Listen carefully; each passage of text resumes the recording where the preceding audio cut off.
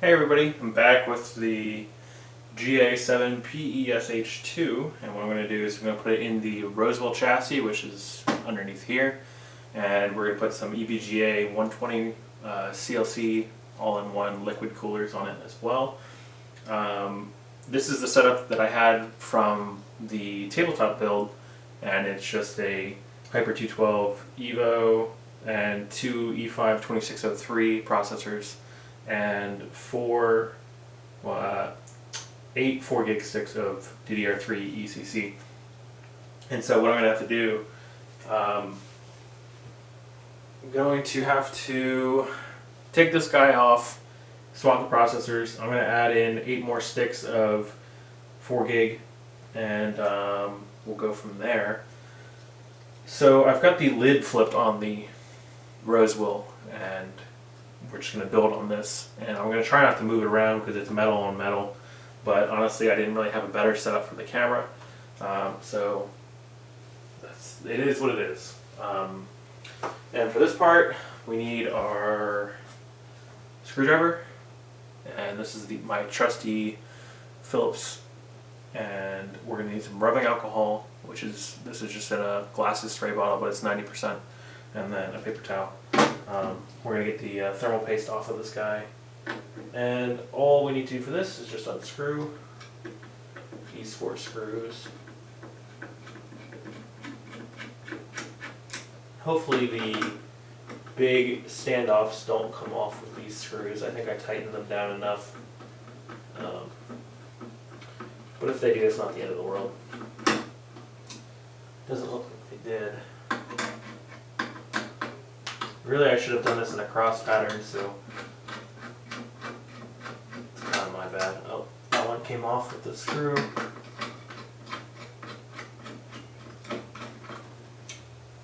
I should have that one. So I've got this little nut piece, which I think, oh, it's unfortunate. I don't know if I'm going to be able to get these off. I'll have to fiddle with this later, I think. Yeah. Alright, we'll worry about that later.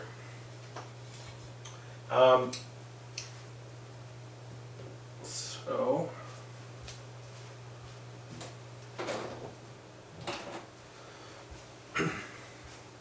let's clean off this processor before we swap the processors. I'm going to put dual E5 2620s in here. I've considered doing some nicer processors, and I think I might in the future, but for now I had these around, so we'll be using these, and these are only about $20 a processor, and they're much better than what's in here. These are just kind of placeholder processors, so you just want to take your paper towel, give it a good spray, and we'll just clean off the G-Lid GC Extreme. Flip over your paper towel, give it a good wipe down. And you never want to spray your board, obviously. It's better to spray your cleaning cloth and then use that. I'll just give it a once over.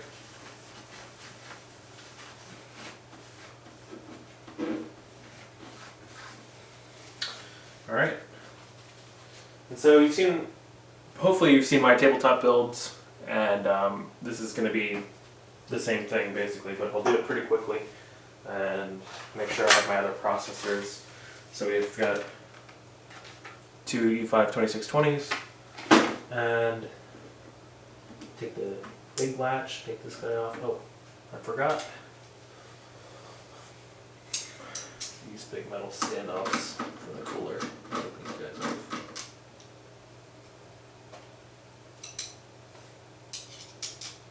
So the Hyper 212 Evos will not fit in the Roswell case, which is kind of unfortunate, but honestly I think the Arctic coolers are better, so those fit. Even the 120 Arctics fit.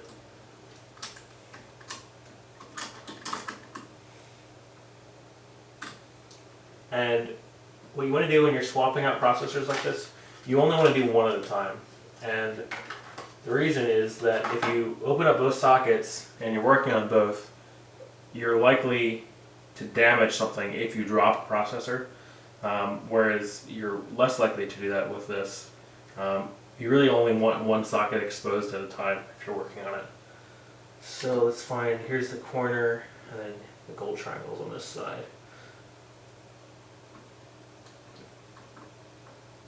Gently drop it in.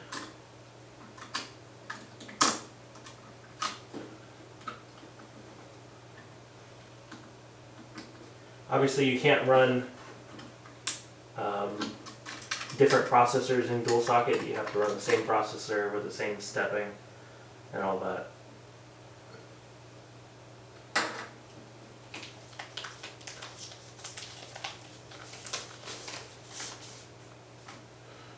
This guy's a little dirty. See if I can't clean that up.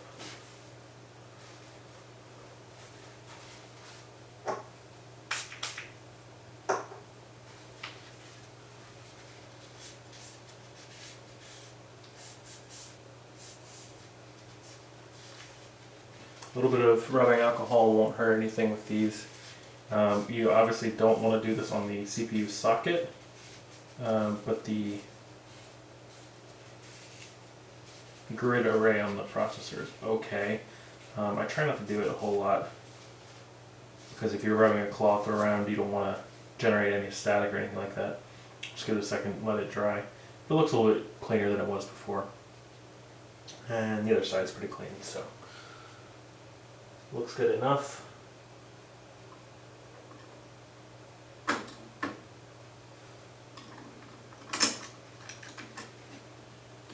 And now normally I would test outside the case, and if you want to learn how to do that, I just recently made a video on testing outside the case, why we do it, why it's important, why it makes your life a whole lot easier.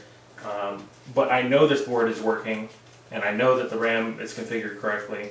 I know that these standoffs are configured correctly because I just changed them for this board. I didn't want to do that on video, it's a little bit harder to do and to show anyway.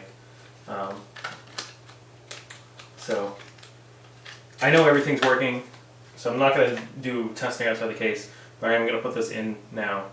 And the board's ready to go. I guess I should add the RAM now, so let me grab that.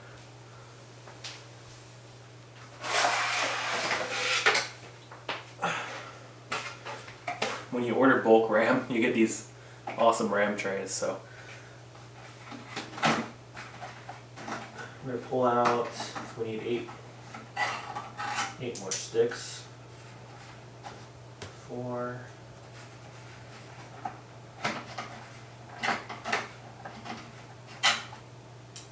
There's 8.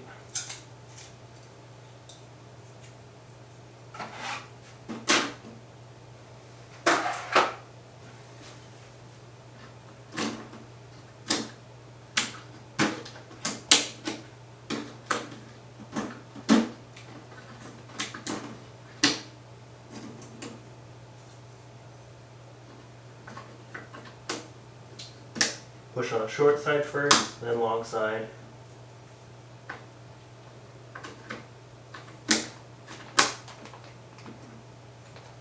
And then on the other side of the processor, it's flipped over, so the short side's on the opposite side.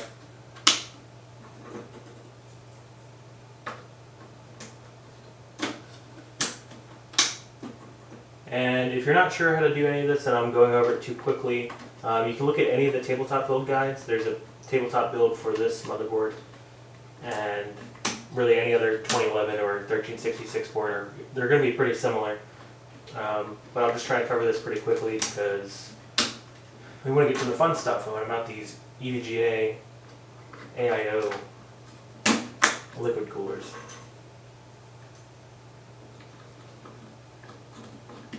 Like I said in the last video, just doing things in order and making sure that everything's set before you move on to the next step, and inspecting and taking your time. It's really important, saves you a lot of hassle. So putting the RAM in, like say if you did the coolers first and then you put the RAM in, it would just been a little bit harder. So this is pretty much as far as you can get outside of the case, and Now we'll throw this guy in, screw it down, and then we'll mount the coolers. Well, I think we'll wire it up and then mount the coolers first. So, excuse me while I get this out of the way.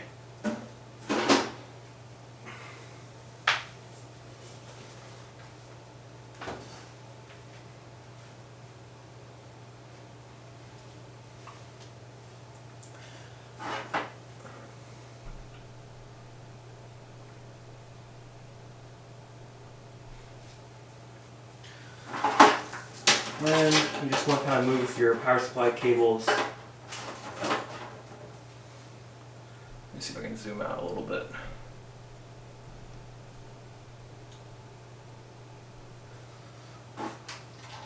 Move all the cables that you can out of the way of the motherboard tray and just gently lower it in. Do your best to line up the standoffs before you start screwing them down.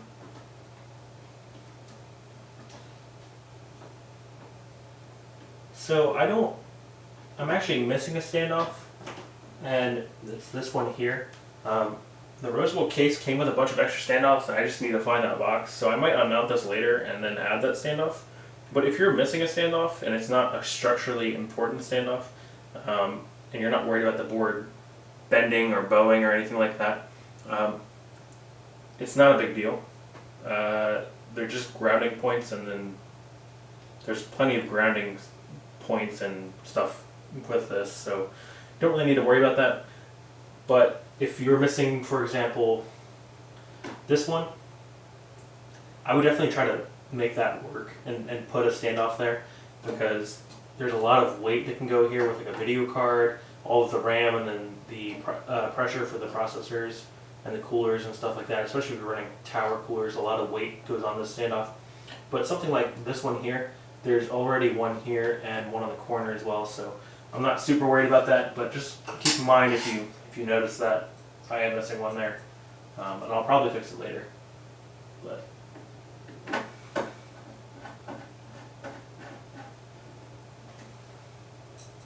I like to do the middle of the board first,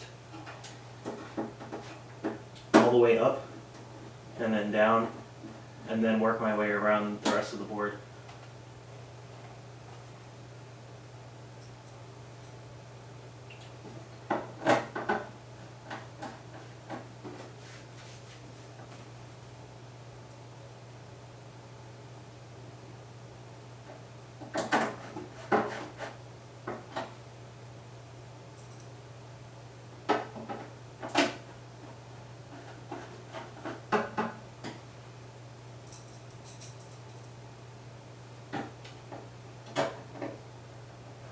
Notice that I'm not over tightening these.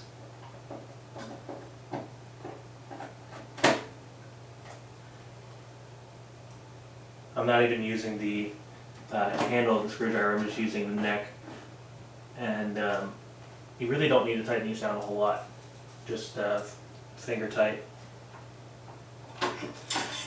Because you can snap this screw, or you can also strip the threading or the screw head, and they just really don't need to be that tight. So looks like I'm missing one, so let me find an extra screw.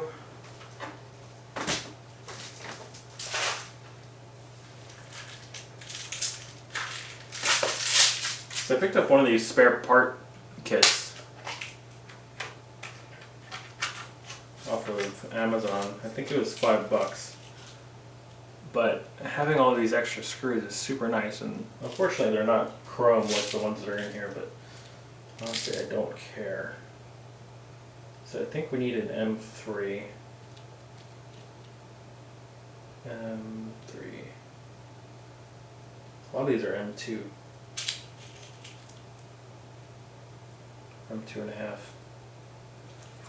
See if this one works. Might not be long enough. Oh, I can't even get it out of my screwdriver.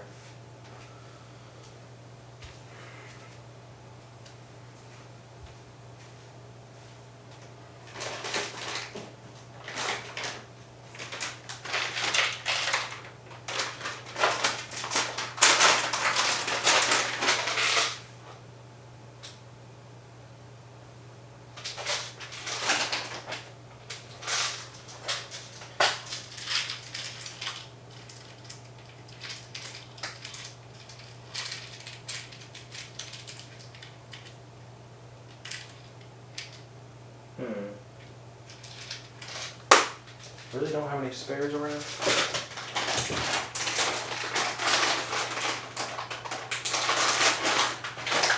Oh, here, actually, I found the right ones.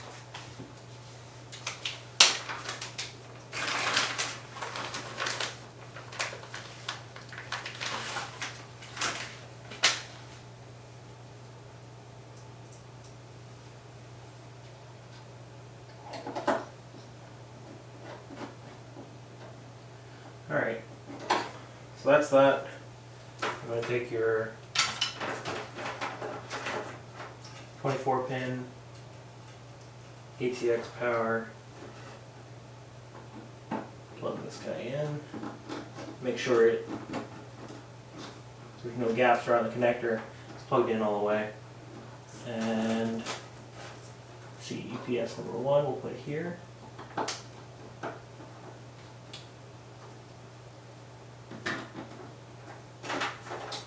Where's my second UPS? It's a lot easier to use dual UPS power supplies with this board than a splitter. You can get that long splitter that I linked in the build guide. It's a 10-inch splitter. That'll work fine, but just with the distance that these are, if you have 2 dedicated cables, it's a lot easier.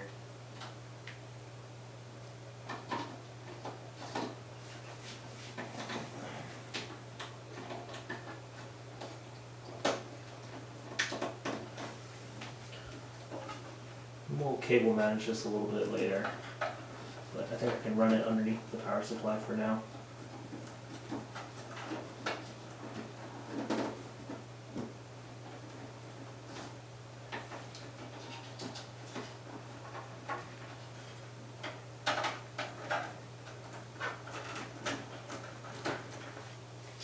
Alright, so that should be good enough, and we can start mounting our coolers. Get some of the stuff out of the way, and we'll pull these through underneath the fan wall for now. Actually, put them down there. So, snag the fan wall, and I think the best way to do this, we're going to need to use, so let's see, this is fan wall goes in like this, and I've already bent this tab because I had a 980 Ti water cooled and I had the radiator mounted here. I don't think we're going to be able to mount them next to each other, although we can try. I think we're going to have to mount one here and one here, and I don't think that's going to be too big of a deal because we can have the tubes on the inside of this and come in like this. So we'll try for that first, and yeah, so we'll just remove this fan, we'll leave this one in, and then we'll get to mounting the water coolers.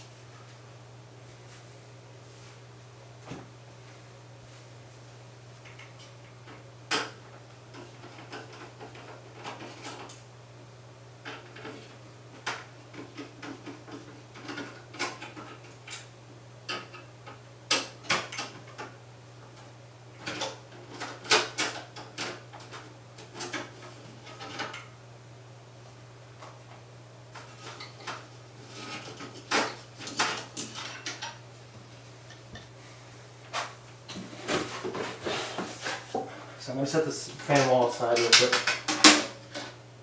Show you what comes in the EVGA box.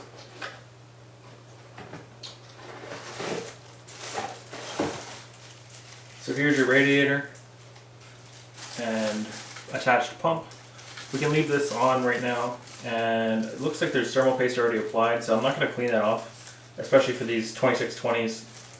We're going to be totally fine with this stock thermal paste.